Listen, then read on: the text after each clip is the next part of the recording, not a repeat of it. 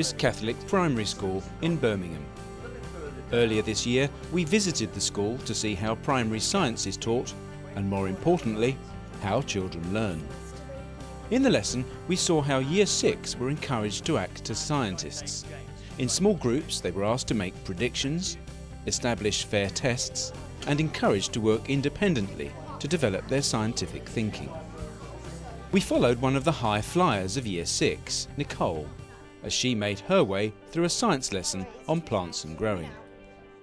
Nicole's science teacher, John Blaney, who's the Deputy Head and Science Coordinator, invited Jane Turner from the East of England Science Learning Centre to review and discuss his lesson. Year 2 teacher, Veronica Knight, also sat in on the discussion. Right, John, that was a really interesting lesson, lots and lots going on. We focused on Nicole. Perhaps you can tell me about Nicole as a learner. You know, what's she like in the classroom generally? I think she's an independent learner, really. She's at a stage in her school life now where she needs a little bit more challenge. She needs to feel that she can maybe take a bit more charge of her learning, and we try and give her, and children like her, those opportunities in science particularly. Yeah, I mean, she was very independently getting on and sorting out a lot of information very well. Veronica, you, by watching that lesson, what do you pick up from? I was very impressed by how thoughtful Nicole is. She didn't immediately jump to answer questions. You could actually see her thinking in several of the shots. I thought she was a very good leader of the group. She helped them, but she didn't dominate them. No, I agree. It was fun, like, asking people questions, then asking them to answer you. You have to sort of think about what you're going to say before you say it, and you have to think on the spot a lot. How can the seed disperse? Yeah, because inside of this, in the little sort of flappy bits there, the seeds are inside that. She was very reflective as well, to be able to articulate what it was like to be at the front of the class and how you have to think is really quite a sophisticated skill, and I thought she did that really well. She was very aware of her learning, really, or aware of what she was doing, which was great. What is this plant? I was particularly pleased with the way that she and Anthony took charge of that PowerPoint. They labelled the pictures as they saw fit, asked questions of the class and fed back to the class, and enjoyed the teaching experience. And I think she needs to download some of her learning and pass it on. Yes. Which is quite interesting. But it was a really good formative assessment strategy. Rather than you starting off saying, this is what we need to find out, you said, what do you already know? And they told you. So as a teacher, you're able to say, well, they know this, they're not so sure on this, so that's the way I'll push the lesson. Whereas if you'd started off with what you thought they needed to know, you might have started off too low or too high, whereas that was a perfect way of getting exactly what they knew and giving them that independence. So, How long did the children take to do the planning part of that activity? I think that was a quick part of the lesson because they write up their notes on the sticky papers, put them on the chart in a matter of maybe 5 to 10 minutes. Great advantage of post is just get your ideas down, let's discuss it, share the best of it, and then get on, get into the practical No, I agree. work. They were certainly very efficient at it, and they discussed it beautifully together. So yeah, 5-10 minutes planning, and then that leaves a great long time for doing. The whole class can collect their ideas together, and we can talk about it as a class, then they can break up into groups. You're changing light, then what all needs to keep the same? The amount of water? You'd have to keep the place where it was in the same, otherwise it might... What shall we write for that? Nicole and her peers were handling 2 different investigations. They were looking at germination and plant growth. They were changing a multiple of variables. They were deciding totally for themselves how they would do it, how they would carry out the investigation, how they would record it. That's really high-level scientific organisation. Nicole's group have decided on the factors affecting a seedling's growth, and she's off to put their pink sticky note on Mr. Blaney's chart. But she seems a bit unsure of where to stick it. She was wondering whether, when she changed the light conditions, would she put it under the germination section, or would she put it under the seedling growth section? And she had to ponder a little bit there. I'd like to think she was hesitating because she knew to germinate the seed doesn't need light. That chart was an excellent framework for their planning and organisation, but quite complex. And perhaps with slightly younger children, you might have had one for germination and one for seedling growth, because children do confuse the two. It's based upon charts that we've used through the year, which have been maybe a little smaller. This is the first time I'd made a kind of great, totalizer sort of thing of all their thoughts. I've still got it on my room wall. Well, it's all there, you see, so you can actually refer back to that. And Nicole was handling all the information by herself. Now, how did you get her to be able to do that? Well, I think it's a question of introducing it earlier on in the year, giving the children something to think about, like they might think about what are we going to do to keep this investigation fair today, and let them brainstorm between one another. We want the children to start thinking for themselves. So, yes, that is happening. And as I kind of move up and down the school as the science coordinator, I'm seeing it more. I've given you some bits of equipment that I've found. I wonder if you can think of a way to control the amount of light to each of the plants, because you have to vary that. Any good ideas so far? It relies on Nicole and her friends really having a very clear understanding about what we want to change, what we want to keep the same, what a fair test looks like, and knowing the different potential there is for measurement. How can we measure this? What are the different ways we could do it? What are the different ways of recording? You have to have built up those skills. You build up those skills through the school, really. But by year 6, hopefully, it's the icing on the cake. They've got all those skills, and how can they apply them?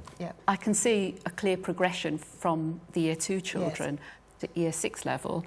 It's probably the reverse, in that most of the children are able to go ahead independently. That's true, actually, It's that balance you're trying to develop, isn't it, of retaining that real curiosity and enthusiasm, but giving them the skills which they can actually follow it through. Because we can all have limitless enthusiasm and questions, but if we haven't got the skills, they wouldn't cope with what they were doing there. They need to have that theoretical, step-by-step, systematic, this is how we do it. If we were to just pull it up, then the leaves would probably break, so we have to sort of try and gently dig it out. No, I'm not yet. When they get to this point in Upper Key Stage 2, it's great to say, well, I'm not quite sure how we're going to achieve that today. But over to you. Can you come up with some ideas? Yes. And sometimes, genuinely, as a teacher, you're not quite sure how they'll manage that. And it's great when they come forward and say, well, we've done this, this and this. We're thinking about putting tin foil over the top, with the different experiments, putting holes into the tin foil, or using one in total darkness by having the canister on it, then another one in slight darkness by having tin foil sort of like, and we'll pierce some holes to see, so that it lets in some light, and then on the other one more light again. Life cycles is a year 3-4 topic, isn't it? But you were repeating it, but in a way that was totally accurate and apposite for year 6s, because you gave them so much independence. So they were working at level 4, level 5 in terms of science 1, and repeating stuff that they will need to know for their SATs in a way that was entirely appropriate and challenging, and that was really excellent.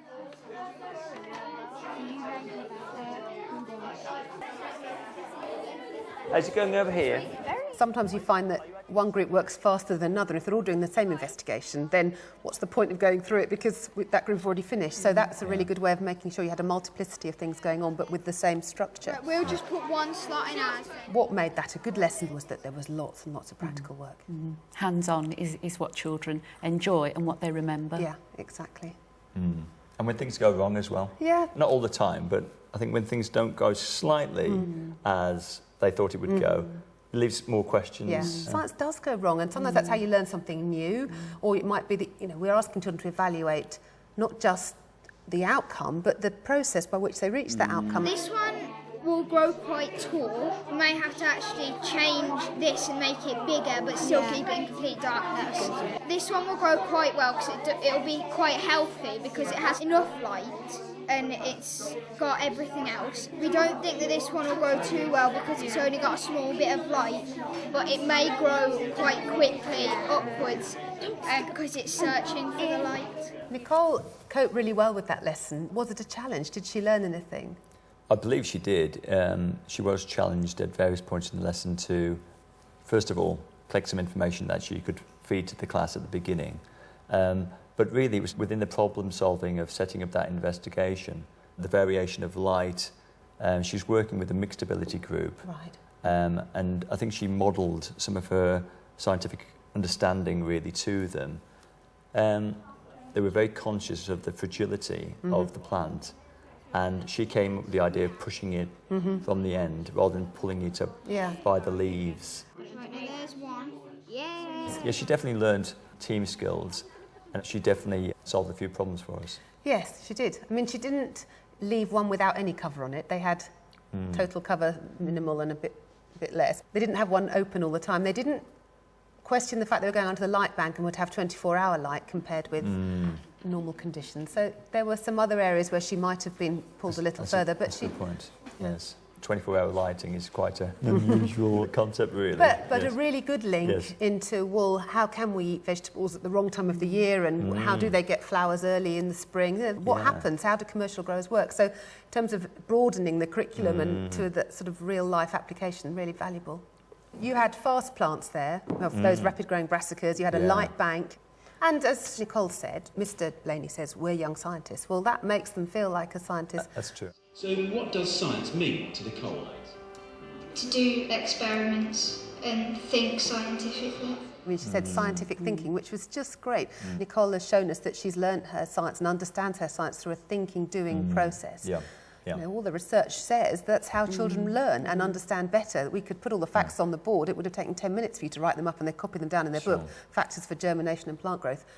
No learning would have gone on. So that was really important. I think we want to give them a bit of a launching pad, you know, for Key Stage 3. So they are very much interested in the practical side of science, the good questions. Sometimes teachers get nervous at the end of Key Stage 2 that, oh gosh, they're moving into Key Stage 3 stuff, but what you've done is given them more independence and a chance to deepen and enrich what they're doing without necessarily moving them on to concepts which are Key Stage 3 concepts. And the fact that you gave them so much independence is really the way to extend those able children, I think. John, I'm going to ask you to be self-critical now. If you were doing that lesson again, is there anything you would do differently? Maybe I would like to have asked her maybe a challenge question, maybe dropped it in maybe within the lesson and let her talk about that. It could have been something to do with seeds and what seeds are really and how they transform from such a small thing to such a large thing. Just give them a challenge, a bit of thinking. Or a question like, does a bigger seed make a bigger plant? Does a bigger seed grow faster? You know, there's just adding a little more challenge to it. So you'd keep the variables the same, but just the question is slightly more challenging. Yeah. Jane, thanks for all your advice today and input and comments on the lesson. It's been very helpful. Do you have any suggestions for us?